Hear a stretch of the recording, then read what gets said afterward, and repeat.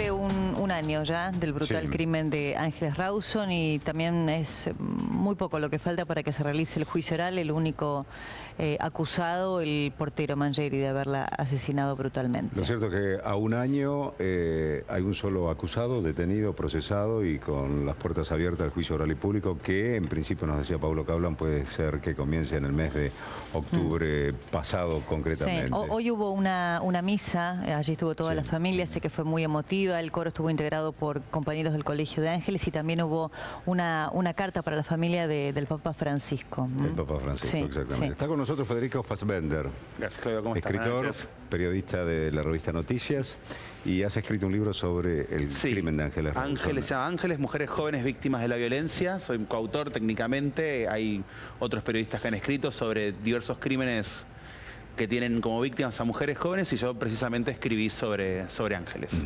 ¿Qué te quedó después del libro que escribiste sobre este crimen? ¿Qué me queda después del libro? Una desazón muy fuerte y también incógnitas que no se resuelven. ¿Cuál es el real motivo por el cual muere Ángeles? ¿Cuál es la real explicación? ¿Cuál es la escena del crimen? Que todavía es algo que no está establecido y también cómo la sociedad argentina se abalanzó sobre este caso. Los ratings en los noticieros se multiplicaron matemáticamente, o sea, hasta Intrusos o Infama estaban haciendo 2 cifras con el caso. Lo vemos en Twitter, la primera semana hubo 200.000 tweets sobre el caso.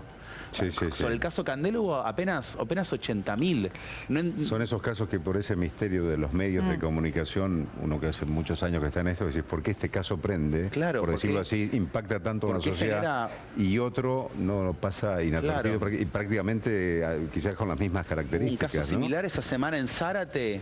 Una chica también descartada en un baldío, violada y descartada en un baldío, muerta. No se le dio casi cobertura mediática a eso. Siempre quise saber por qué ese afán tan exagerado sobre el caso. Yo estaba pensando, en definitiva, si es Mangieri el responsable del crimen de Ángeles, todo apunta a que ha sido él. Si no hay una confesión de su parte, hay cosas que van a quedar como... Jamás. ¿Cuál fue la escena del crimen? Sí, que ¿Cuál fue el móvil? Sí, Claro. que alimentan esos interrogantes que hasta hoy perduran, ¿no? Que creo que el caso se mantiene vivo por su propio mito, por el propio mito que se genera de los medios, por el propio mito que generan sus figuras. Es algo... Sergio Patosky, por ejemplo, no volvió a aparecer en los medios. La familia hoy... Nunca más volvió a aparecer en los medios vamos a decirlo frontalmente, por el escarnio mediático. Sergio y la madre de Ángeles, María Elena, se terminan separando por un tiempo. Después pueden recomponer la relación. Hablé con Opatosky hace un tiempo y me contó esta situación que era dentro de todo sabida. La mamá de Ángeles todavía no pudo volver a trabajar.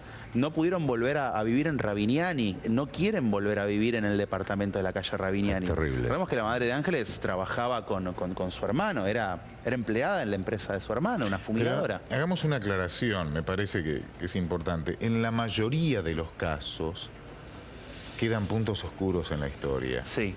Salvo que sea un caso muy lineal, hay una cámara de seguridad, hay una imagen grabando una imagen o hay muchas personas. Se sabe claramente el antecedente porque hay un plan criminal que se fue programando, orquestando con testigos. Hay escuchas telefónicas. Salvo en ese tipo de historia, en la mayoría de los crímenes quedan datos sueltos. Si no hay una confesión, digamos. Pero incluso aunque una catarsis de parte de una confesión, te van a quedar puntos todavía poco claros. Pasa siempre en todos los expedientes de estas características. Lo que pasa es que este caso es muy particular por el interés que generó en el público en general, y que todos querían saber y todos opinaban. Entonces cuando queda algo suelto, no se sabe exactamente lo mató, y es muy probable que no sepa nunca la cantidad de testigos falsos y falsas denuncias que hubo en este caso. Yo me acuerdo del taxista que dijo ¿verdad? Sí, pero no cambia. No digo que cambia, pero cómo entra la locura, parte de la sociedad al menos, en querer tener hasta protagonismo. Claro. Porque este hombre, este taxista, que no tenía nada que ver, ¿para qué te vas a meter en un lío? Es algo que sostengo siempre.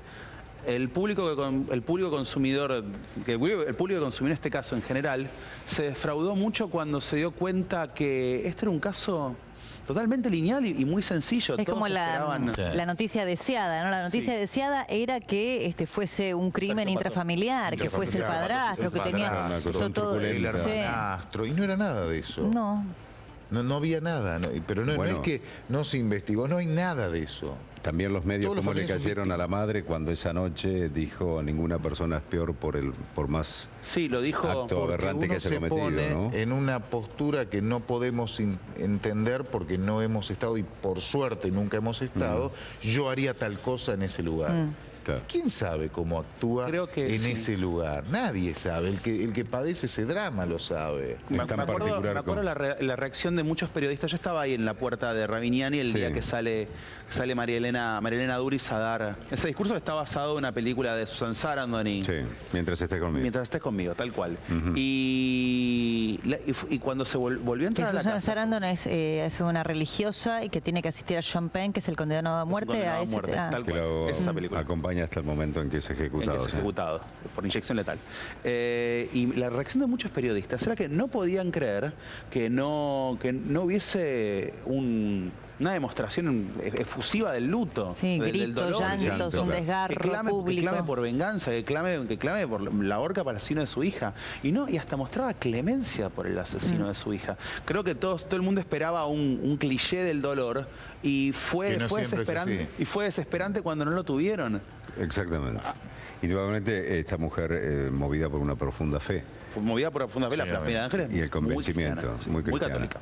Y por eso ese tipo de reacción, digamos, de benevolencia hacia el asesino de su hija. Porque solamente todo, si es el asesino de mi hija y a ver, lo querés matar concretamente, pasa por ahí una reacción instintiva, después entran a jugar otros sentimientos en uno, los limitantes de la educación, la formación y el concepto de vida que te dice, bueno, no, este tiene que decir, vaya a la justicia que lo condenen. Además, es algo que en el libro está muy presente, tengo muy presente, a ver, justo está en la redacción de noticias en ese momento, lo digo como periodista, como me tocó vivirlo como periodista, y ya el caso era una realidad instalada donde no podías no cubrir esto. Fui a la puerta de Rabiniani y obviamente lo primero que le pregunto el primero que encuentro es a Jerónimo, al medio hermano de Ángeles, hijo de María Elena con una relación anterior. Y le pregunto, Jerónimo, ¿tenés idea de quién pudo haber hecho esto? No. Hablo con Juan Cruz, el hermano mayor, hermano consanguíneo, y me dice, tampoco. Hablo con Opatowski, tampoco. Nadie tenía en un primer momento un sospechoso claro, y eso que Ángeles era muy permeable desde varios frentes socialmente. Ella hacía cosplay, se disfrazaba de diferentes personajes de anime, es un mundo muy concurrido por mucha gente. Yo también, me gusta mucho el anime a mí, y conozco ese mundo. Pude hablar con muchas compañeritas de Ángeles que Ángeles en ese lugar era una estrella, era muy conocida. Era muy reconocida. Sobresalía por la calidad de sus trajes. Sus trajes eran muy buenos. Y se sospechaba de algún adulto que anduviese por ahí que lo estuviese molestando. Nadie podía decirlo. Nadie podía dar un sospechoso inmediato acá. Eso también era eso. Sí, el caso tiene una inexplicable, ha tenido una inexplicable cobertura, no cobertura mediática, sino que la cobertura mediática es consecuencia de lo que pasaba con la opinión pública, ¿no? Que también estuvo alimentada un poco por esto que marcábamos de la familia, los personajes que cada uno representaba, y también por el rol de Pierri, la voz de Fonseca, que realmente fue una vergüenza como cada día tenía a disposición a todos los medios de prensa para poder dar datos falsos, para abrir hipótesis nuevas y descabelladas, a punto tal que terminó apareciendo este perito. Bueno, no quiero hablar mucho porque tengo una causa penal, ¿no? Ahora por ese tema, diciendo que la chica, había realizado una práctica sadomasoquista y por eso tenía marcas en su cuerpo. Bueno, en fin, no le faltó nada al caso, ¿no? Aclaro que lo que vos dijiste, si quieren sumarme a mí, yo subrayo y firmo abajo todo lo que le dijiste. Bueno, le voy a decir a ese tipo. Le voy a decir a los abogados del perito Méndez que te manden una denuncia penal a vos también. Hay algo, se lo reitero, un canalla. Así no me siento hay límites que no se deben cruzar. Totalmente. Y ese perito lo sabe y lo cruzó al límite. Hay cosas, a ver, en la estrategia de defensa vale cualquier cosa. cualquier cosa, porque es el derecho del acusado. Pero hasta dudar, hasta cuando ya llegas a ensuciar a una víctima y a la familia de una víctima, ese límite no se puede cruzar. Y Méndez lo cruzó. Sí, totalmente. Y además, cuando la víctima cada vez es menor, saben que es un hay un mayor estado de indefensión de esa víctima. Si ella estaba muerta, asesinada, mejor. Y además sabiendo que era un disparate. Hubo un gran morbo sobre lo que era la vida íntima de Ángeles, con detalles que estaban disponibles en el expediente. Algunos periodistas tuvimos un acceso bastante rápido al expediente. Yo lo leí y nunca hice referencia a los detalles, porque forma parte de su vida y punto. La publicación de las fotos de Ángeles muerta es algo, fue un tabú que realmente jamás se cruzó. Se filtraron unas fotos en un momento donde no se veía nada realmente, pero muchos periodistas vimos las fotos de Ángeles muerta, vimos las fotos de todo lo que se encontró. Recuerdo ver las fotos de su chomba de colegio y había como mucha información y una línea muy delgada de buen gusto y de cierta ética. Que buen gusto tiene que ver con el respeto a la totalmente. Víctima. Sí, a la familia, ¿no? Ahí hay una familia que era un padre, una madre desgarrados realmente, ¿no? Hermanos, abuela. Porque a nosotros nos va a quedar como una historia policial, van a pasar los años y va a ser hasta una anécdota. Cubrimos tal caso, tal otro. El drama lo tiene la familia, las otras víctimas. Hasta el día Por que eso, se mueran. Hasta el día es muy interesante el título del libro de Diana Cohen Agrest, cuyo hijo Ezequiel fue asesinado en un hecho de inseguridad. Creo que se llama Ausencia Perpetua, ¿no? Haciendo referencia a la condena perpetua y demás. Porque la familia es condenada a perpetuidad. Las familias víctimas de hechos graves de inseguridad o crímenes, como en este caso, tienen una condena perpetua. Realmente, ¿no? Por ejemplo, yo también en el libro escribo sobre el caso de Natalia Melman. Natalia Melman fue una chica que fue asesinada, violada y asesinada. Cuatro policías fueron condenados. Un modo brutal, un crimen aberrante. Y la familia de Natalia... En la costa bonaerense. En la localidad de Miramar, exactamente. Y la familia de Natalia fue completamente transformada por esto. Fue completamente transformada.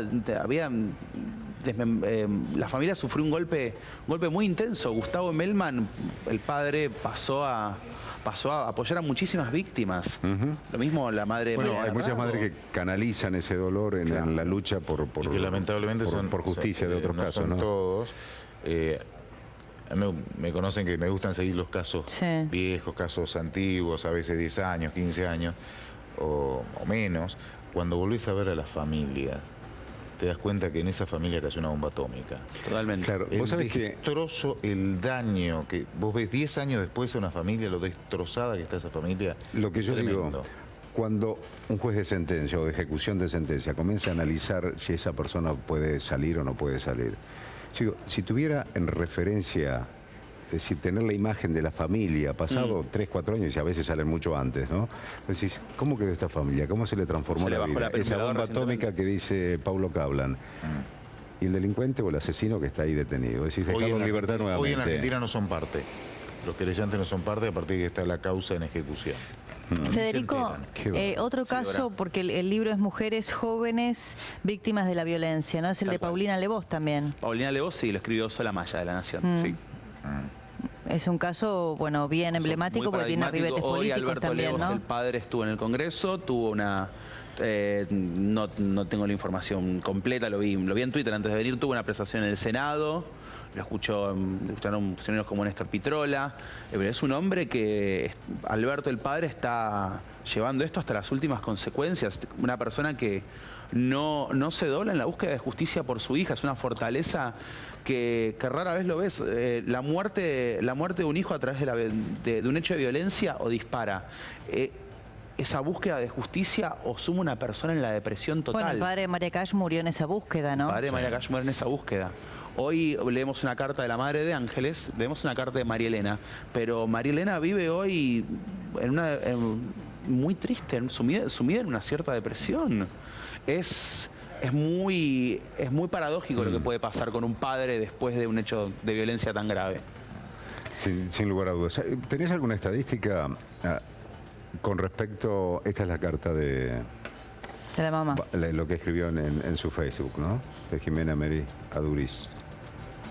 El cielo hoy sabe la cantidad de lágrimas que tengo guardadas de aquí a nuestra eternidad, que hoy hace un año, ayer nomás, me diste la noticia que eras mejor promedio, que hoy hace un año, ayer nomás, te abracé y te llené de besos y saltamos juntas, como dos locas gritando de alegría. El cielo hoy sabe que esto me tiene que durar toda la vida, porque 3 días después se terminaron de fabricar recuerdos. Y que estoy gris, muy gris. Por eso el cielo hoy sabe y llora junto a mí. Allí estaba recordando Jimena, la mamá de Ángeles, todos esos días previos y los momentos previos y las últimas horas de vida de Ángeles. También digo yo que esa mamá en ese profundo dolor, en definitiva, analizando el texto, te das cuenta que siempre la está recordando con vida. Ni siquiera habla de la palabra muerte, ni de crimen, ni de asesinato, ni nada, sino de su hija y lo que era en su esencia su hija y esa adolescencia que estaba viviendo, ¿no? Federico, gracias por haber venido. Gracias, Claudia. No, por favor, muy amable. Gracias, Federico Fassbender es coautor de Ángeles, mujeres jóvenes víctimas de la violencia.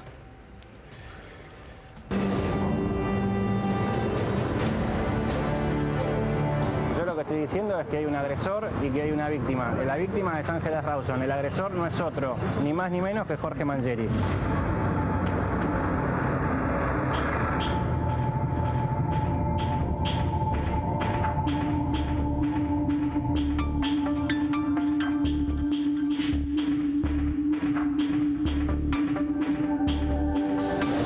Yo creo que sí, la gente a veces se equivoca y cree que nosotros defendemos el delito. No defendemos el delito, defendemos el debido proceso y la defensa en juicio.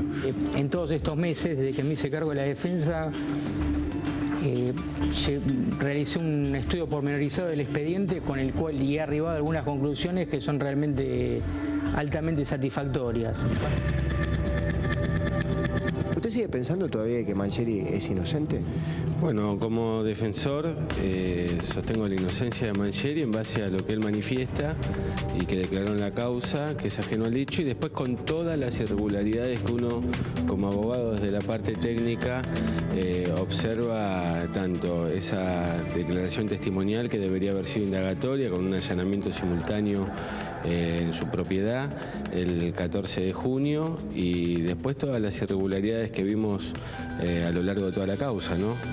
Hubo momentos en que me sentí afectado, pero creo que jamás abandoné el perfil profesional, creo que mi estudio jamás lo abandonó. Creo que hicimos un trabajo serio, un trabajo más allá de los cuestionamientos que nunca desbordó lo que la ley nos marca y lo que nos piden los principios técnicos. Cuando mediáticamente o socialmente se instalaba la posible responsabilidad del señor Patós, que me pareció una enormidad. Una investigación que comienza con una confesión absolutamente ilegal, independientemente de que le tomaron una testimonial cuando le tenía que haber tomado una indagatoria, cosa que ya se ha dicho varias veces, que mientras estaba prestando una declaración testimonial le hicieron un estudio médico, que mientras estaba tomando una testimonial le estaban allanando el sótano y el auto. Más allá de todo esto, después de 6 meses de investigación, lo único que siguió teniendo la justicia es una confesión ilegal y un ADN, que yo digo que no es tal, en el índice de la mano derecha. Pero el ADN está, y el ADN lo vincula directamente. El ADN se encontró en las huellas, bajo la uña de Ángeles. En cuanto a la mucama, la verdad que sinceramente, aunque a usted le moleste lo que le voy a decir, yo sigo sosteniendo, aunque ya no soy parte en la defensa, las mismas sospechas sobre su fidelidad y sobre sus dichos ciertos.